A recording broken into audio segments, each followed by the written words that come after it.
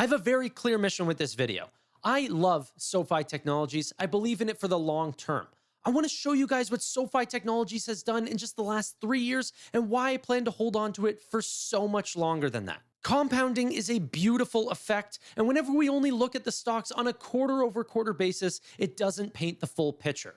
But enough of this, let's just jump into it so you can see the numbers that I'm seeing. Okay, now that I have my spreadsheet up, what you can see is that we're looking at SoFi Technologies from Q2 of 2020 to Q2 of 2023, a matter of only 3 years, which in the grand scheme of talking about holding stocks for the long term is a small period of time, only 3 years. But whenever actually forced to do so, holding a stock for 3 years can sometimes seem tempting to sell at highs or potentially even whenever things get a little rough. SoFi has seen their fair share or even more of rough patches, but yet this is what they've done in the last 3 years that has been quite a hard time for their business. So jumping into it, you could see that members just in these last 3 years has gone up over 5x, okay, to 1.2 million members to 6.24 million members, an increase of 418%. Even more exciting products, 1.64 million to 9.4 million new products, an increase of 471%. This means that the products per member has also gone up over time, only about 10%, but still it's the overall flywheel that each individual person, and we'll go through, customer acquisition costs and everything, are actually getting more efficient at cross-selling, and that's only going to get better over time. Now, for the 3 segments of the business, we're looking at lending. This is our most or our highest monetization product at 861,000 or 862,000 rounded up to 1.5 million different lending products, an increase of 75%. Then financial services, which is by far the fastest grower here, from 783,000, less than lending back in the day, to now at almost 8 million new people, 7.9 million, an increase of 908%. Okay? And technology platform, once again, 36 million up to nearly 130 million, an increase of 259%. This one I'm expecting to start taking off by Q4, even higher from this point right here. Financial services, the growth is still going to be, consistent. Lending should still be slower because it is a very, choosy product. Financial services will take on anyone that signs up. Lending, we only take on about 30% of the people that sign up. So that's why the growth is a little bit slower, but it's all about default rates and monetization overall. Broken down into every single product, okay? We're looking at personal loans being a massive grower for us, going from 474,000 to 985,000, an increase of 107%. Home loans went from 10,000 to 27,000, increase of 156%. Student loans, this is so funny, guys, because SoFi is known for having sort of, these two businesses, home loans and student loans, kind of dropped off in recent quarters, and people kind of get upset, like, oh, the growth just hasn't been there. Even in that case, it's still gone up 30%, even though there really hasn't been anyone to sell any personal loans. From Q2 to Q2 of 2023, there has been a full pause on student loans, on the student loan moratorium for this entire period. During that time, we still gained over 30% more student loans.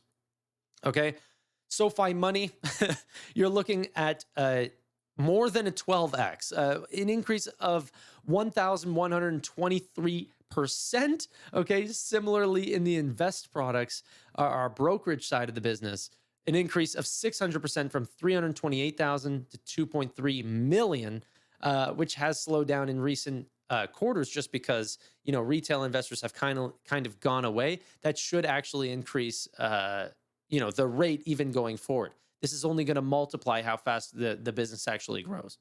Anyway, credit cards back in the day and referred loans both did not exist before. So this is just fresh new money that we're bringing on. Referred loans, especially 47,000 referred loans that we've given to Pagaya, there is zero risk with that product. That's just new money that we didn't have before, completely free, and our clients are loving it. Anyway, Relay, which is probably our biggest cross-selling product, has also gone up like an 11x plus, an increase of 1,023%. And then at work, went from, almost more than a 10x, almost an 11x from 6,800. That's practically what we add per quarter now to 74,000. That is all of the products. Before I get into the actual numbers, guys, this is why being a bank is so important, okay? The numbers multiply, the amount of new customers that come on continue to stay very, very sticky. And yet they continue to not only bring us in new money, they bring us in more money than they ever have before because they have more products under their name than they have before. More lending products at higher rates, at higher net interest margins. And then not only that, they'll also have a checking account, maybe an invest account, and then relay to cross-sell them some more into other things. Extremely, extremely positive. But let's talk about the numbers.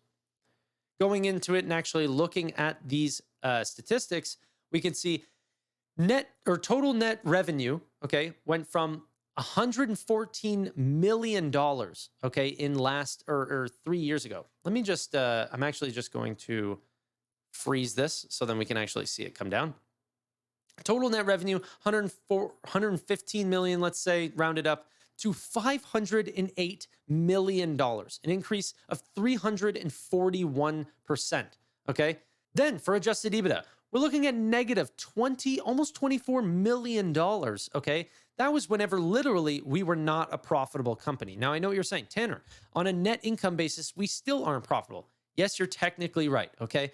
The idea being that we are actually contribution profitable, meaning that the cost actually, use our services in real dollars, we are bringing on new money. It's depreciation, amortization, or stock-based compensation that actually makes us GAAP net, unprofitable right now. But it's not actually real expenses to the company. It's more expenses to the shareholder rather than anything. So the actual increase, this should actually just not exist there because going from a negative to a positive doesn't really show off a real percentage rate to go off. That being said, we are actually a profitable business. EBITDA is expected to explode over the next 2 quarters. So this should even be more compelling going into Q4. But that being said, stock-based compensation has gone up. Stock-based compensation as a percentage of revenue has gone down. That's the more exciting part. So we are actually trying to keep more of that money. But going on to this next number here, super important, customer acquisition cost. All these new members back in the day versus today, where we used to bring on a customer for about $450, which was, if you go back into the old investor relations, spreadsheets, they were actually talking about how they used to bring on clients for $1,000+, and now the actual customer acquisition cost is so much lower. Well, they've even improved on that even more, down 33%. SoFi continues to improve on that. Very, very exciting. This quarter was whenever Anthony Noto, the CEO, actually said this is the first time that he's actually felt like the flywheel is working as intended. So they're hoping to bring on people at lower customer acquisition costs, but also increase their total monetization, leading to a faster road to contribution profit. But next, let's look at originations. This is how much money we're actually bringing onto the platform, and maybe the most controversial, but it does show the true color of what SoFi has actually gone through, okay? Losing our home loan partner was not easy. This is why originations are down so much, okay? Same thing with student loans. The overall amount has gone down 50%. We're writing 50% less originations this quarter than we did back in 2020. That's how hard the moratorium has actually been on us. It's coming down to a standstill on these two industries, or on these two categories. But personal loans, being a company that's able to adapt and change the business in order to survive is what we really want to see. And SoFi was able to put all of their efforts into personal loan originations, going from $500 million to $3.7 billion worth of originations, okay? Making up an increase of 733%, mixing up my numbers there. Guys, even though these two products have absolutely fallen off a cliff and are expected to return by 2024. Okay, so we'll have all 3 industries going at the same time. Just this one pivot to personal loans alone has brought up the total origination volume from nearly $1.8 billion to $4.4 billion, an increase of 150% in the overall business.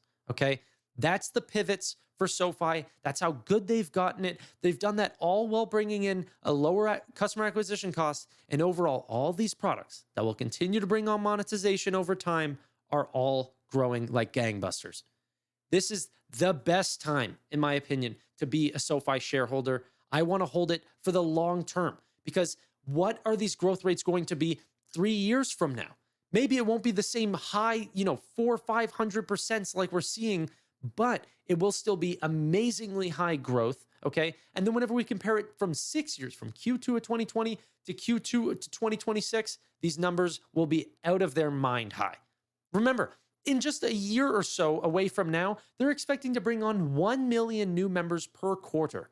Okay. I don't know why I said it weird, but I'm just that blown away. Okay.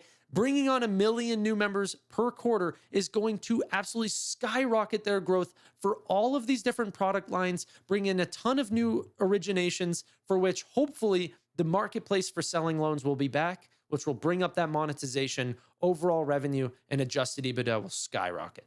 Guys, couldn't be happier with SoFi. Hope you guys enjoyed the video. If you did, make sure you give it a like. But aside from that, that's all for now. Bye.